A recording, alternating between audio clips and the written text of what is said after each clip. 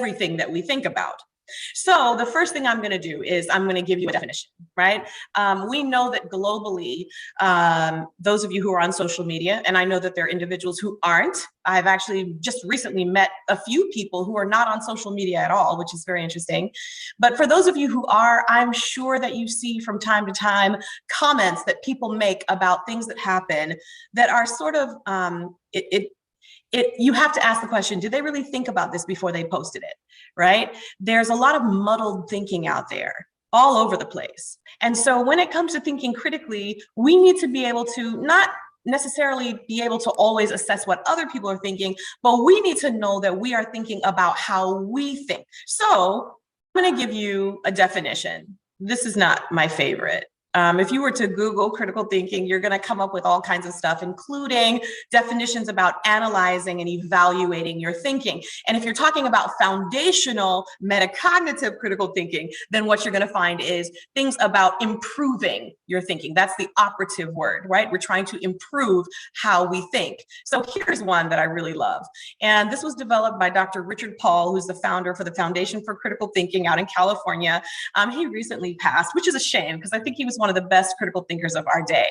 And he said that critical thinking was thinking about thinking while you're thinking in order to make your thinking better. Now, it doesn't sound very academic, but it makes sense because what he's saying is that we're basically thinking about how we think and all of the different aspects of our experience that cause us to think the way that we think. Right? So in other words, what we're doing is we are waking up our minds. We're waking up our minds to be more broad. So we say we're waking up, it's a waking up of the intellect to the study of itself. And that's what we're trying to do, right? Because a lot of times, think about it, all kinds of stuff is out there that are thrown at us left, right, and center. From the time COVID started, you would hear conversations about COVID, about the actual illness and about wearing masks and about getting vaccinated and all these different things. But a lot of times we're not assessing how we ourselves think and why we think the way we think, which causes us to make the decisions that we make. And that is even more vital than the actual conversation that we're having about whatever that thing is, because we filter everything through who we are. So first of all, there are some barriers that will stop us from thinking critically. I'm going to share 4 of them with you, even though there are more than 4. I'm just going to share 4. Here they are. Self-deception, narrow-mindedness, sociocentrism, and egocentrism. So self-deception is one of those things where it's a natural tendency of the human mind to deceive ourselves about what our motivations are, what our character is, what our identity is, what our purpose is. And nobody likes to be called self-deceptive.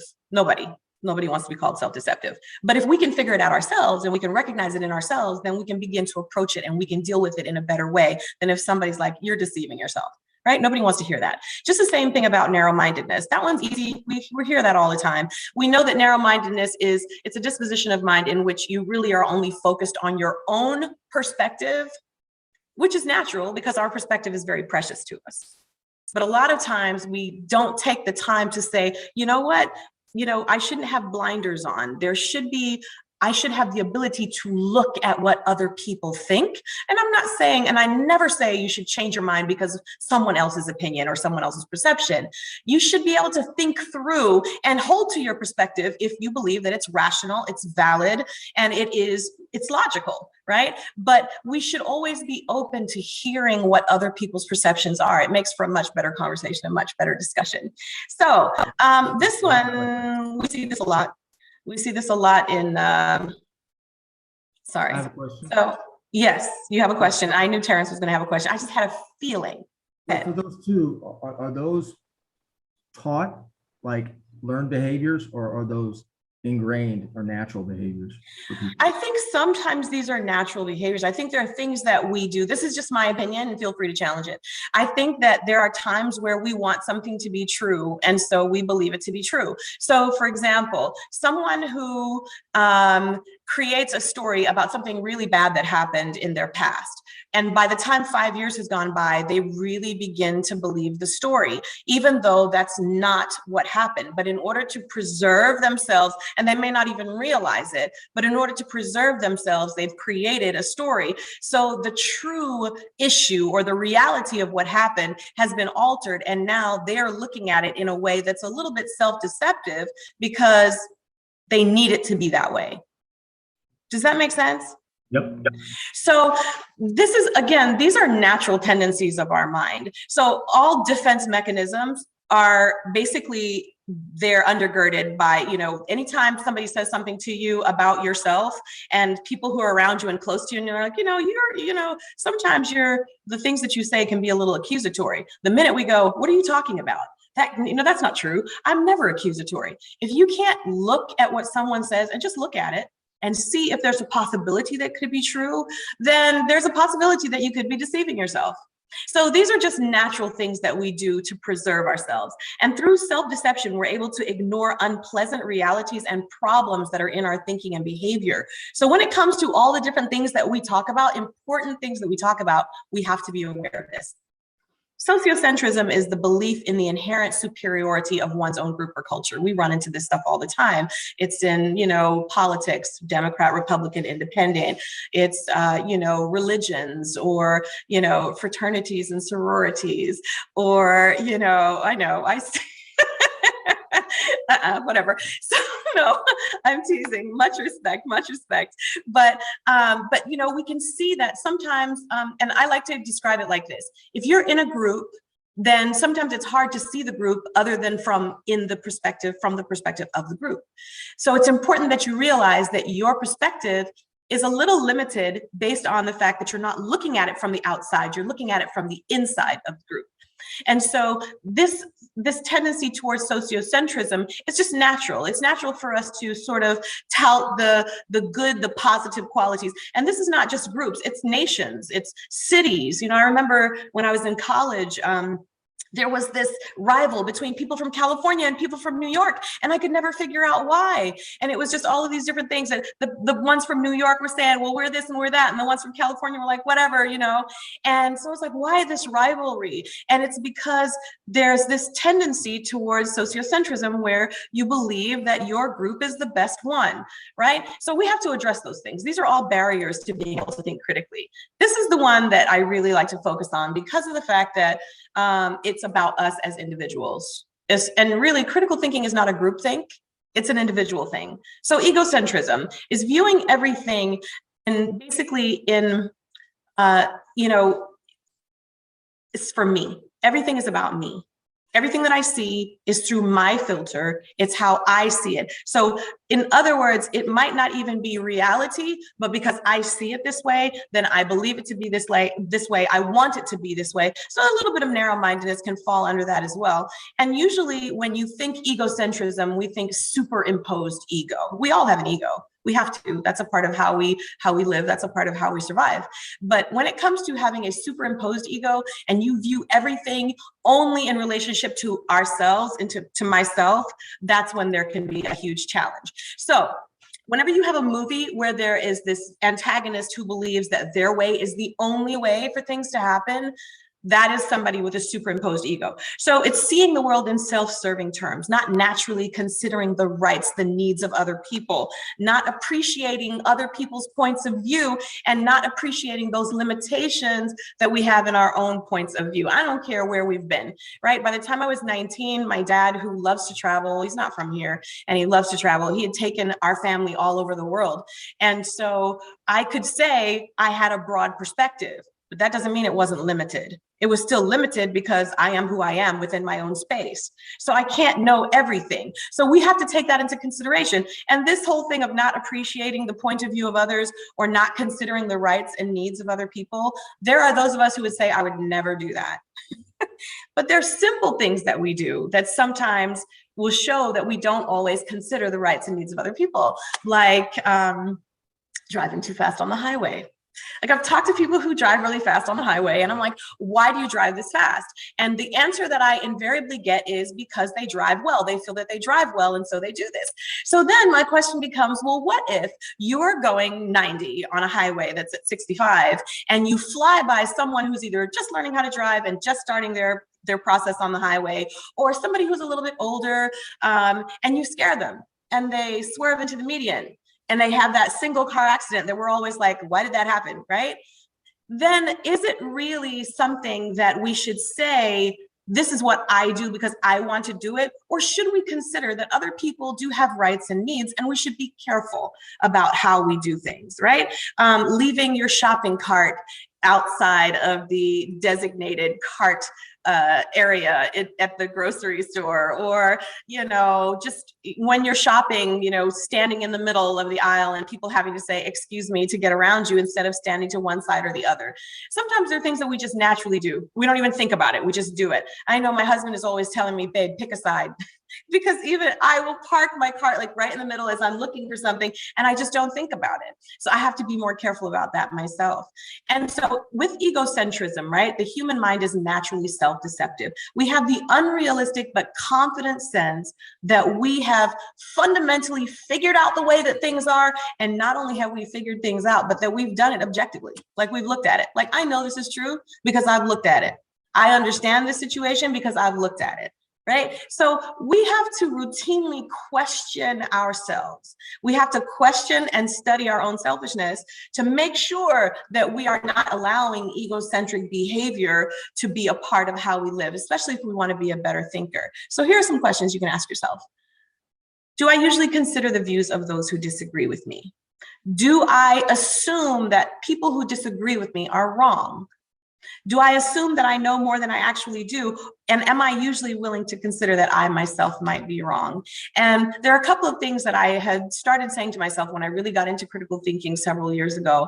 And that is that there are otherwise intelligent people who think exactly opposite me. And I have to be aware of that.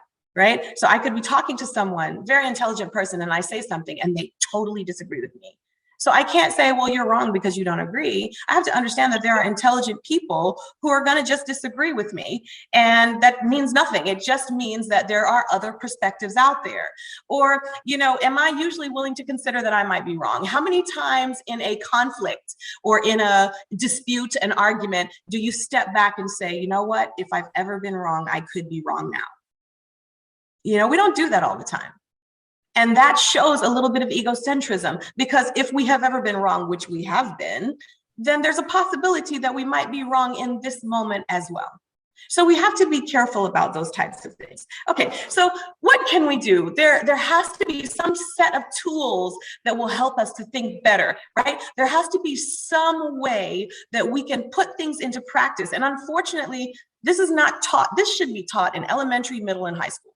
These types of concepts should be taught so that we understand how foundationally we should be able to think. So here is one of the methods that you can use to have a better thinking process. Now you're going to see on this critical thinking wheel that there are a lot of components we've already talked about. We did assumptions when we dealt with the island exercise. There were a lot of questions that were asked. We talked about information. There really isn't enough information. Even Rob said, I just looked at every role as a male, right?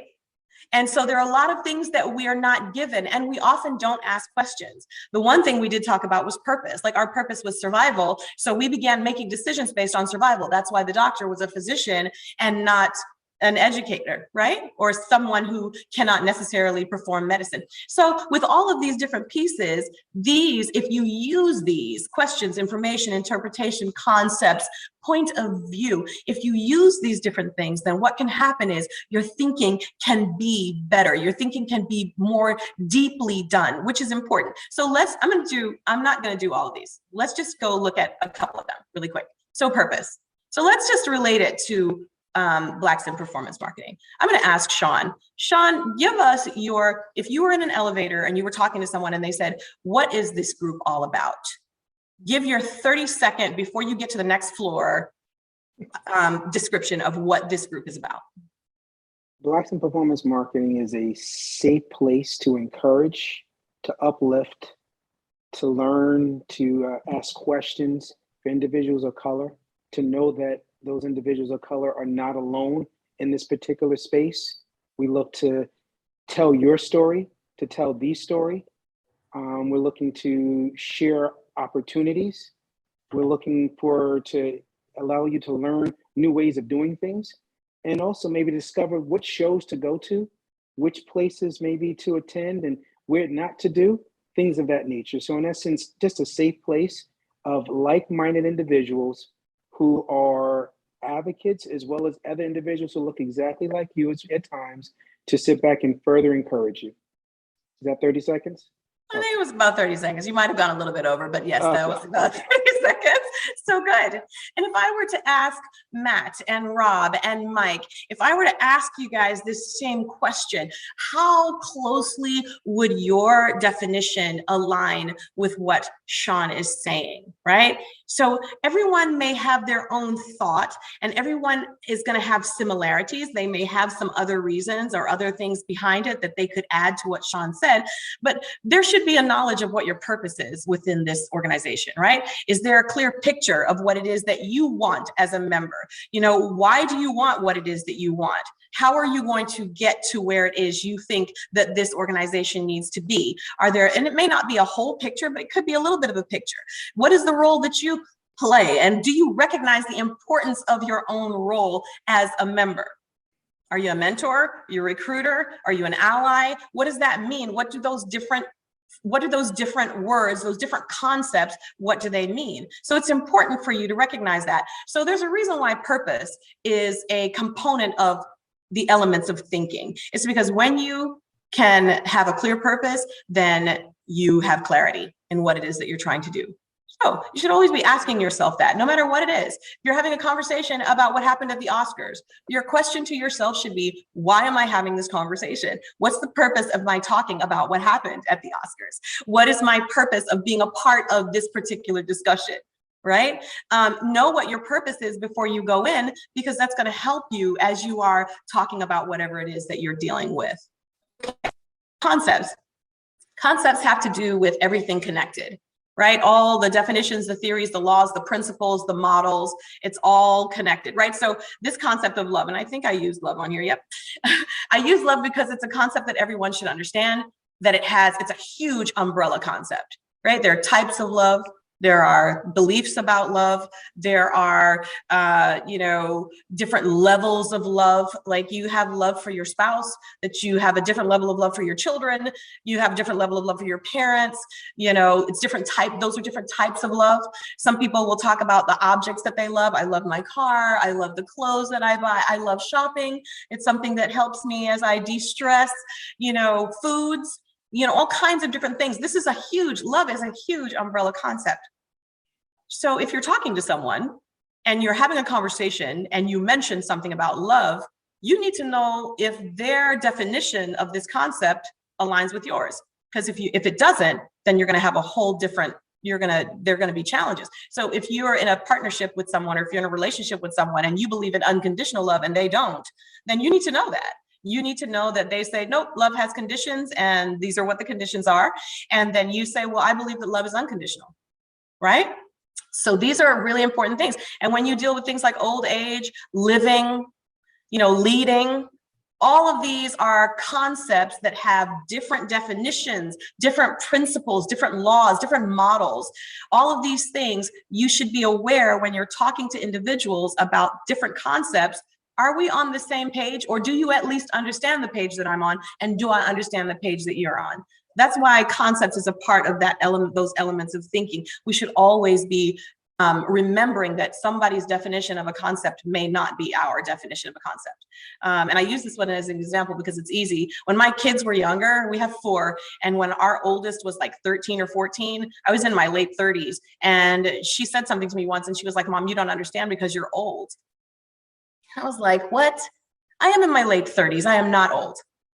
Well, now I'm 52. And when she talks to me and I say, well, I'm old. So, and she's like, no, you're not. She's like, Grandpa's old. He's 89, right? So even as she's grown, because she's 29 now, her definition of the concept of old age has changed. And that's human. As our experiences, our observations, as we grow, things change, we change. And that means that we have to be aware that other people are going to change as well. And we should be careful about holding people to their definitions of concepts, because that's not really fair.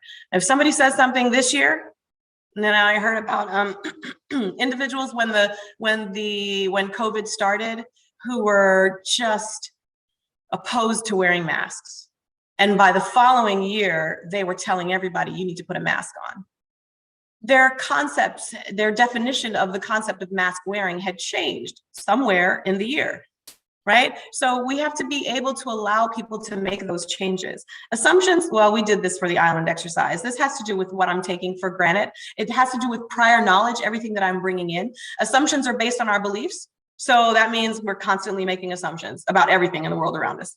And people say, don't make assumptions. You can't help it. You're going to make an assumption. And it's not about the assumption. It's about understanding that you've made an assumption and then asking yourself, why did I make this assumption? What is the belief behind this assumption that caused me to come to this particular place? So, I have people all the time like, you shouldn't make assumptions. It's not possible. If you see something over and over and over again, you're going to naturally assume that this is what it is. But that's why you test things out and you make sure that that's what it is, because making the assumption can be good. It can save your life, or it can be completely irrelevant. So we have to be very careful about that. It's about understanding and knowing what our own beliefs are. That's vital when it comes to thinking anything through, is knowing what your own beliefs are. So you can ask yourself this about just in your role and what you do at your place of work. Do I make assumptions about my role? What are my assumptions based on? So for example, what assumptions might I be making regarding my presence as a member of this particular group, of this particular committee, right? These are easy things to ask yourself because we always make assumptions. So, one of the assumptions might be that anyone who I run into at a conference who is a person of color will want to be a part of this organization, right? So we may make that as an assumption, and that might not necessarily be the case. There may be individuals who say they don't want to be kind of selected out. They just want to be who they are and just blend in with whatever else is happening. We don't know. It's a perspective, and everybody has a valuable one. So, and that's my next point, which is point of view. We all have a different point of view. Our points of view are limited to who we are. Where am I coming from? What's my frame of reference? What might another person's frame of reference be? We all have our own valuable and precious perspective because it's based on who we are and everything that we are. So we need to recognize that as we're dealing with other people. And let me see how much time I have. Okay, so if you look at this picture, there's not a whole lot that you can tell me other than exactly what you see. But there are a lot of questions. I could ask a list of 100 questions about this picture, and there will be things that you wouldn't be able to tell me. Like, is there a storm coming, or is there a storm going? Is it even a storm, or are we just seeing a few dark clouds?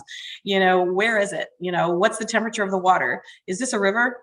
Or is my perspective of what's happening with this, is it a little bit shaded and it's not really a river, it's a flooded road? Which I had never even thought of until somebody mentioned that to me about 2 months ago in a session that I did. But if I had a lot of people and I found this area and I placed people in different positioning, including in a helicopter, in an airplane, they could give me so much more information than what I currently have, because as I look at this picture, my perspective, my point of view is limited. And so that's in everything. And I can go as far as to say that I believe that in almost every conversation that we have where there are disagreements, it's all about perspective.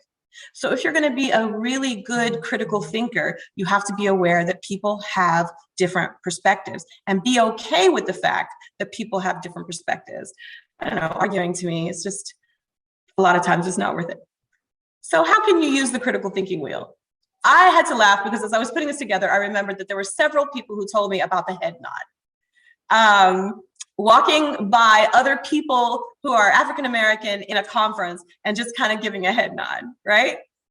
So what is the purpose of doing this? Like thinking about what are your beliefs? Why would you walk by someone and not introduce yourself? Why would you not embrace others of their same ethnicity? Are there reasons behind it? Should you? Shouldn't you? What are the questions that go with that? So here is a way that you can use the wheel. What might be your perspective? What is the other person's perspective? What assumptions are you making? What information do you have?